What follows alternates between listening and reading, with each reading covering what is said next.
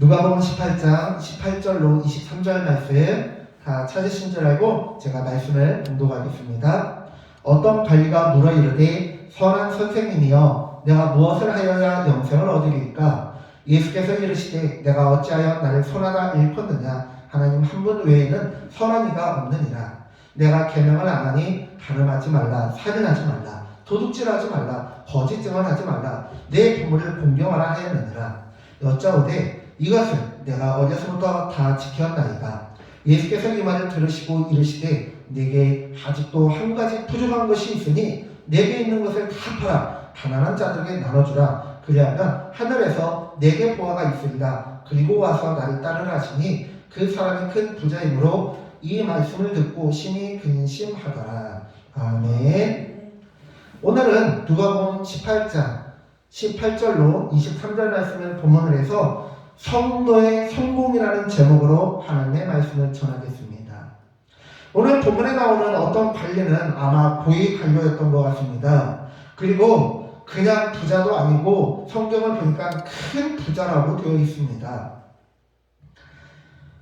유대인들은 부자는 하나님께서 복을 부어주셔서 부자가 되었다고 생각합니다. 하나님께서 복을 부어주시지 않고는 부자가 될 수 없다고 생각합니다. 그것이 어느 정도로 생각하는 거냐면요. 예를 들어서 쉽게 설명을 드리면 한국에 있는 대형교회 목사님들은 하나님께서 은혜와 복을 주셨기에 많은 성도님들을 전도하고 큰 교회 담임 목사님으로 섬길 수 있는 것 아니겠습니까? 큰 교회 담임 목사님은 하나님의 특별한 은혜를 주셔서 큰 교회 담임 목사가 되었듯이 성경에 나와 있는 부자도 하나님께서 복을 부어주셔서 복을 받고 부자가 되었다라고 유대인들은 생각을 했다라는 거예요. 그렇게 예수님께 나와 질문을 한 이 관리도 예수님의 칭찬을 기대했을 것입니다. 다른 이들도 그렇게 생각하고 자기도 하나님께서 복을 부어주셔서 자신이 부자이며 관리가 된 것이라 생각했을 것입니다. 실제로 이 사람은 도덕적으로 종교적으로 흠이 없는 사람이었습니다. 그는 모든 계명을 지키며 유대인의 절기와 규례를 철저하게 지키는 사람이었습니다. 그러나 예수님은 그의 마음속을 지켜보시고 너에게 한 가지 부족한 것이 있다고 하시며 자신에게 있는 것을 다 팔아서 가난한 자들에게 나눠주라고 말씀하십니다. 우리가 한글로 되어 있는 한글 성경에서 보면 다 팔아서 가난한 자들에게 나눠주라고 말씀하고 있잖아요. 다 팔아라고 22절에 나와 있잖아요. 그런데 이 성경 헬라어 원어와 그리고 또한 유대의 강습의 배경을 살펴보면요, 다 나눠주고 빈털터리가 되라는 게 아니에요. 중세시대의 성경에 대한 이해가 부족한 때는 이 말씀에 순종해서 자신에 있는 모든 것을 다 팔아서 나눠준 사람이 있어요. 프란체스코라고 아세요? 성 프란체스코. 그 막 설교를 했더니는 3세들이 몰려와가지고 그 프란체스코의 그 설교를 들었다고 하죠. 그 프란체스코라든지 많은 부자들이 자신의 전 재산을 팔아서 그렇게 가난한 사람들에게 나눠줬어요.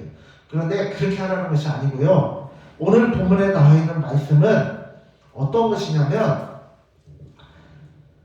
네가 쓸 거는 남겨두고 네가 사치부리만 한 것은 다른 이들에게 나눠줘라 이거예요.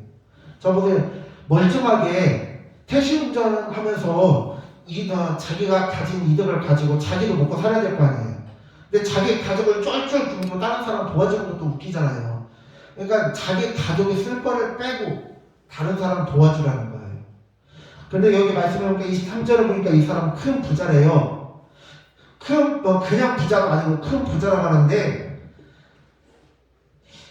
동양과 서양에서 상류층, 중산층, 서민층을 구별하는 기준은 다릅니다. 서양은요, 외국어를 한두 가지씩 할 수 있고 자기가 악기를 한 가지 정도는 다룰 수 있어야 되고 1년에 한두 번씩은 해외여행을 다녀올 수 있어야 상류층이라고 한대요.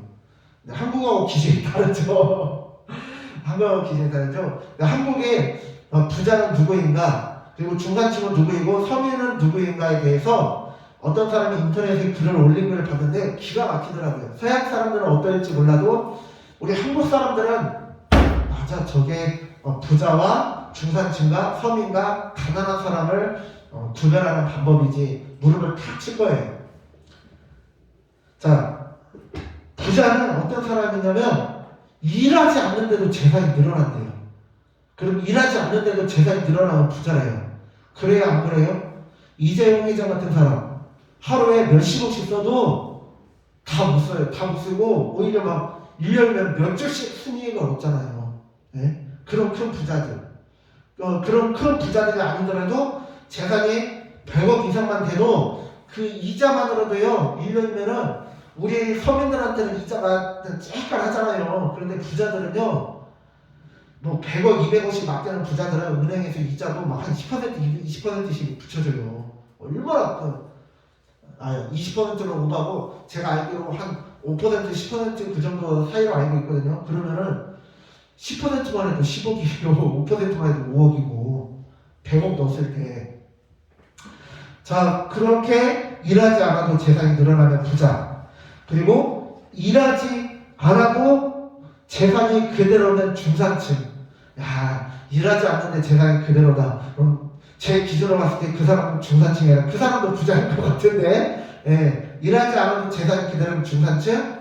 그리고 일 안 했을 때 재산이 줄어들면 일반 서민. 다 우리 일반 서민이죠. 일 안 해도 재산 줄어들죠. 예. 그리고 일을 해도 재산이 줄어든다? 그럼 빈곤층. 기가 막히죠. 예. 근데 성경에서 큰 부자라고 하는 거는요, 하루에 몇 천만 원씩 써도 부담 없는 사람들이 큰 부자라고 해요. 그 부자한테, 얘야, 네가 진짜 천국을 소유하고 싶고 영생을 가지고 싶으면 이 땅에 있는 불의한 재물을 가지고 어려운 이들을 도와줘라. 여러분, 불의한 청지기의 비유 아시죠? 어떤 부자가 있는데 그 사람에게 지금으로 치면 집사라고 해야 될까요? 마름이라고 할까요? 서양에서는 대저택의 집사라고 할 수 있고, 동양에서는 이 옛날에 마름이라고 있었잖아요. 동네 사람들한테 큰 이 땅 부자 집에 보면은 그 동네 사람들한테 거강꾼 역할을 하면서 막 연결해주고, 이 사람한테는 땅 한 마지게 빌려주고 저 사람한테는 두 마지게 빌려주는 역할을 해주는 거를 거강꾼, 마름꾼이라고 했는데, 그런 사람처럼 그런 청지기가 있었는데 주인의 것을 몰래 빼먹는 거예요. 그러니까 주인이 계시면서 쫓아내려고 하니까 어떻게 하지? 내가 빌어먹자니 안 되고, 땅을 파먹자니 내가 힘이 없고, 뭐하지? 안 되겠다 하면서, 당신 주인에게 얼마 빚져서 100만원 빚졌습니다. 그러면 빨리 고쳐. 80이라고 했죠. 당신 얼마 빚져서 기름이란다. 기름 50만원 빚졌습니다. 그러면 빨리 지우고 20이라고 적어. 그렇게 하는 거예요. 그러니까 그 주인이 잘했다고 칭찬하는 거예요. 예수님께서 말씀하신 그 주인은 하나님을 뜻하고, 불의한 청지기는 뭐예요? 이 땅에서 하나님께서 많은 재산을 맡긴 자라는 거예요. 그런데 하나님께서 맡기신 재물을 가지고 영원하지 않은 썩어질 그 재산을 가지고 어려운 사람들을 도와주면 하나님께서 그를 천국에서 귀하게 쓰신다는 거예요. 그를 기뻐하시고 복 주신다는 거예요. 그렇기 때문에 이 부자에게 네가 가진 거 너 먹고 살 만큼만 내려놓고 다른 사람도 도와줘. 너는 그냥 일 안 해도 재산 늘어나잖아. 너 큰 부자잖아. 그러면 너 그거 가지고 한 달 수입 중에서 한 달 수입이 10억 나잖아. 그러면 네 가족 먹고 살 거 빼고 나머지는 다른 사람 도와줘. 이거예요. 10억 중에서 저는 한 500만 원 정도만 있어도 통이 너무 큰가요? 네. 1000만 원 있으면 진짜 그냥 쓰고는 남을 텐데, 1000만 원에서 500만 원 사이면은 그렇게 괜찮고, 한 달에 제가 10억을 번다 그러면 9억 9천은 어려운 사람 돕고 1000만 원 가지고 살겠어요. 근데 이 사람도 그렇게 살 수 있다라는 거예요. 그런데 그 사람이 어떻게 해요? 그 사람은 알겠습니다 예수님 하는 게 아니라, 예수님 알겠습니다 하는 게 아니라 근심하고 돌아갔대요. 왜? 큰 부자이기 때문에. 이 사람은요, 그동안 자기의 신앙을 정말 괜찮은 신앙으로 착각을 했던 거예요. 나 정도 되면 나처럼 종교적인 규례를 다 지키고 모든 십계명을 다 지키는 나 같은 사람이라면 예수님께서 칭찬해 주시지 않을까? 라면서 예수님의 칭찬을 바라고 인정을 바라고 나아갔는데 예수님께서 그렇게 말씀하시자 당황한 거예요. 제가 이제 다음 주부터 목회자 사회훈련을 받으러 바라보 훈련원의 목회자들과 함께 훈련을 받는데 훈련 과정 중에 책을 읽는 게 있거든요. 한 달에 한 번씩 책을 읽는 것도 있는데 첫 번째 책이 뭐냐면 성공병으로부터 자유로운 목회예요. 무슨 말인지 모르겠죠. 목회자들도요 성공하길 원해요. 근데 그 성공이 뭐냐면 세상적인 성공이 아니고요. 많은 사람들을 전도하고 영혼을 전도하고 그렇게 부흥시키는 하나님 나라의 성공을 바라는 거예요.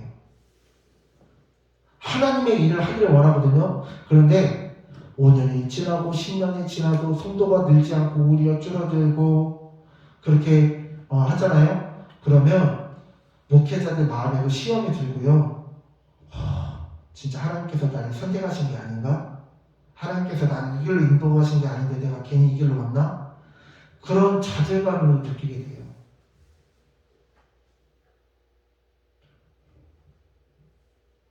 그리고 목사님들 스스로 하나님께서 나를 이 길로 부르신 것이 아니지 않나 고민하면서 목회를 그만두는 경우도 많습니다.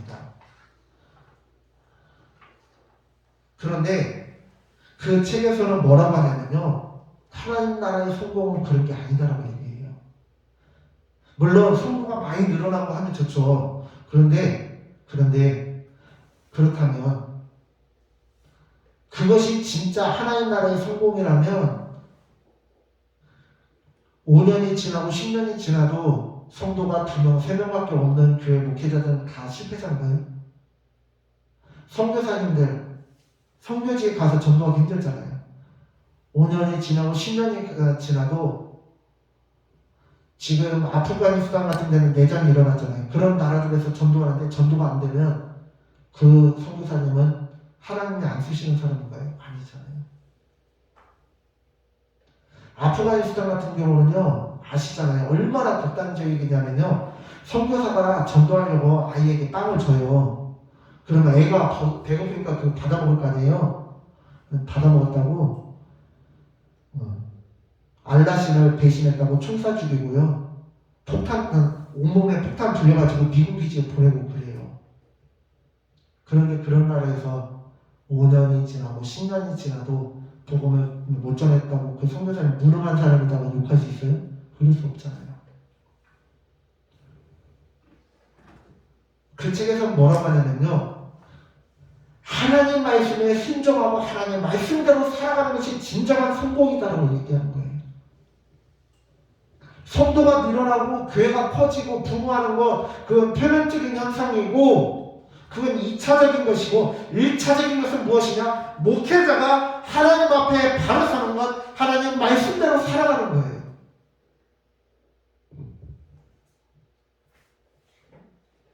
성도님들도 마찬가지입니다. 성도님들도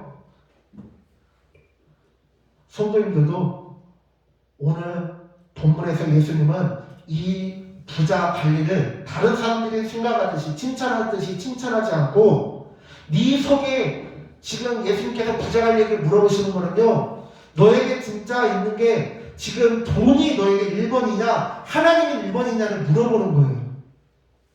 그동안 부자 관리는 사람들에게 습관처럼 얘기했어요. 내 재산 모두 다 하나님까지 하나님께서 쓰신다고 하면 내가 이거 다 내놓을 수 있지. 말을 그렇게 했는데 예수님께서 진짜 그렇게 말씀하니까 내놓지 못하고 벌벌벌 떠면서 근심하고 돌아갔다는 거예요. 그가 근심하며 돌아갔을 때 어떤 생각을 했을까요? 자기 혐오감이 들지 않았을까요? 나 착하다고 생각했었는데 나 진짜 하나님과 살아간다고 했었는데 내가 이거밖에 안 돼? 근데 또 내놓기 싫고 어떻게 해야지? 자기 자신의 정체를 발견하고는 깜짝 놀라고 충격을 받고 돌아갔을 거예요. 성도의 성공이란 무엇이냐? 목사의 성공이란 무엇이냐? 하나님 말씀대로 살아가며 말씀의 열매를 맺는 것입니다. 평생 동안 목회하면서 지하교회에서 목회하고 상가에서 목회하고 성도 한두 명 가지고 목회하면 실패했다? 아니. 그런 목회자를 실패했다고 한다면 평생 동안 뼈 빠지게 일했는데 10억짜리 아파트에서 못 살고 아니면 통장에 10억 이상 없는 사람들도 하나님께 못 받고 믿음 없는 사람이라고 얘기해도 되나요? 안 되잖아요. 안 그래요? 가난하고 못 배우고 병들고 그러면 하나님께 복을 못 받은 사람이 아니잖아요. 만약 그런 기준으로 목회자를 평가한다면 한국교회 90% 이상은 실패한 목회자들이에요.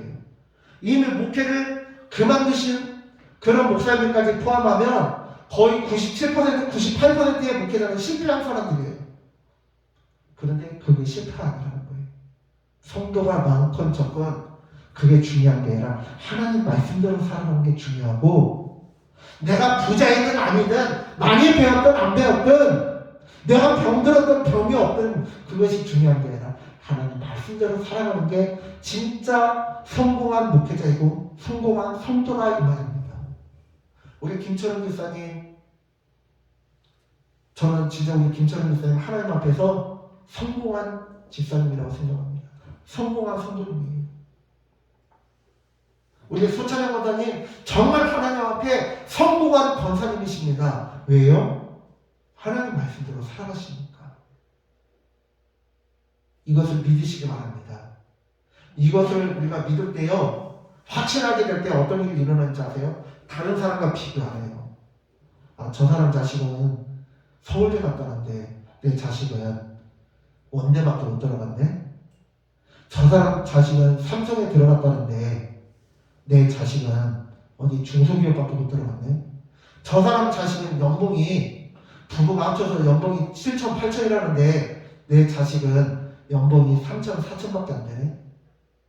그런 걸로 시험 들지 않는다라는 거예요. 내 자식이 사순절 기간 동안 열심히 새벽 기도를 나가네. 올해 그냥 기도 시간이 그냥 30분에서 1시간으로 들었구나. 내 자식이 작년에 성경 통독을 2번밖에 못했는데 올해는 3번이나 했네. 아이고, 내 자식이 날로 날로 믿음이 성장하고 하나님 말씀대로 살아가려고 하는구나. 이거는 비교거리예요? 비교거리가 아니에요? 아니에요. 그냥 하나님 앞에서 누구나 할 수 있는 것이고, 물질로 비교하지 않고 다른 사람과 비교하지 않기 때문에 자유로운 거예요. 목회자가 물론 열심히 노력해서 교회를 부흥시켜야겠죠. 그런데 하나님 말씀대로 열심히 흔들림 없이 목회하는 게 중요하고, 성도님들도 하나님께서 나에게 이거밖에 안 주셨네 이게 아니라, 하나님께서 나를 이만큼 쓰셔 하면서 교만해지는 게 아니라,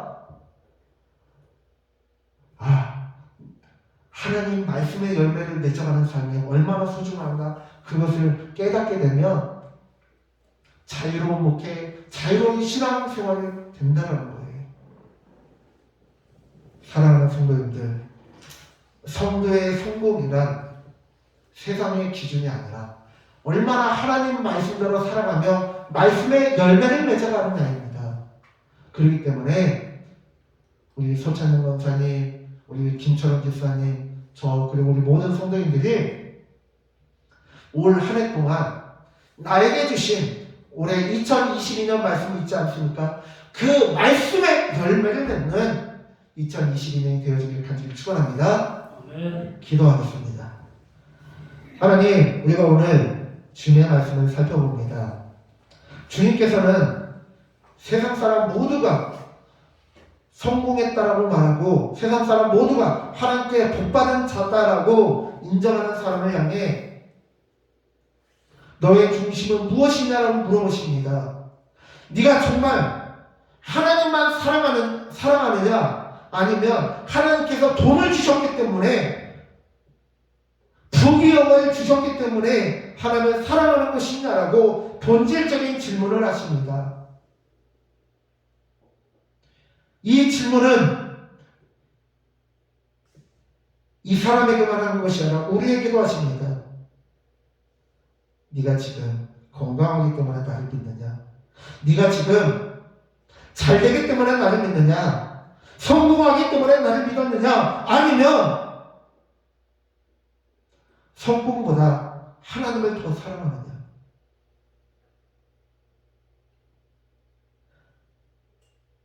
아들 이삭을 더 사랑하는지 하나님을 사랑하는지 물어보셨던 것처럼 오늘 우리에게도 물어보십니다.